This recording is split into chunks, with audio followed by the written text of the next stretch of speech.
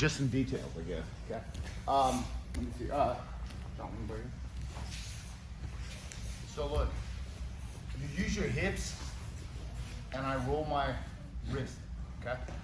So when I'm here, the first thing I need to do, number one, I'm in side control. So I need to make sure that I'm controlling the side here. Okay.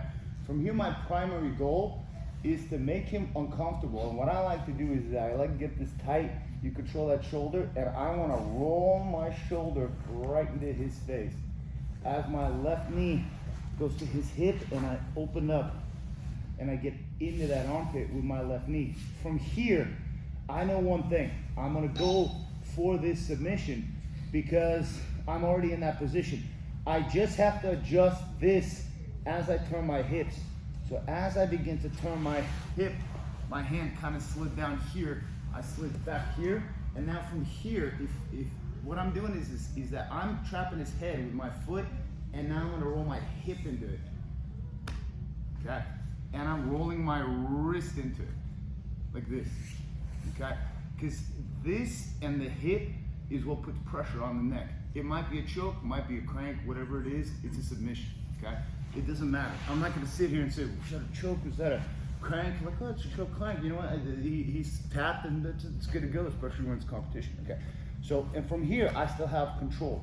I want to get this control here because from here, I can open this elbow up here.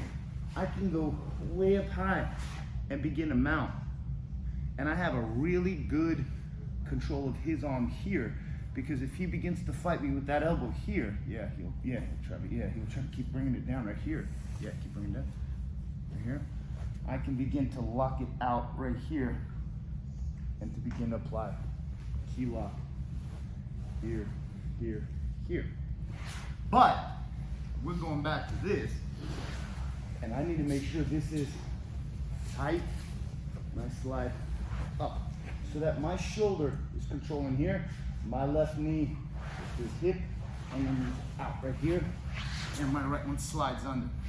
I'm gonna slide back onto his hip as my feet do slight roll. And I'm kind of pulling, but I just want this hand. If this is too loose, it's not gonna work.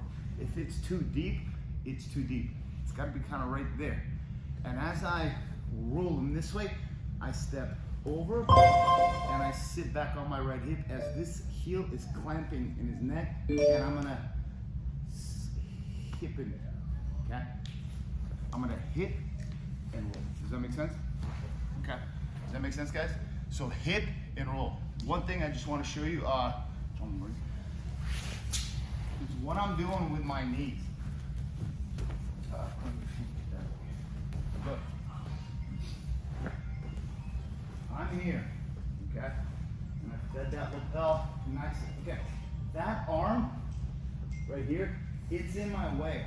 So I'm gonna roll my hip onto it, okay? But I wanna move it out of the way with my knee. How I did that is I rolled the hip. Keep your elbow up, right? Keep it down with the hand. Yeah. You don't wanna put the hand on the wrist.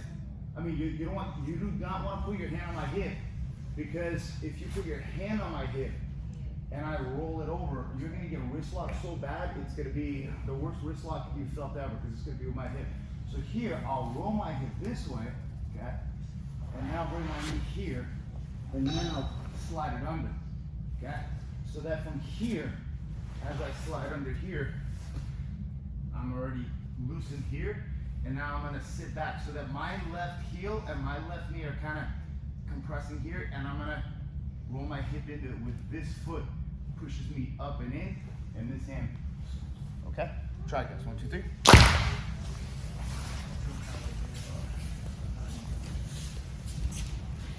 Roll the hips. Roll the hips.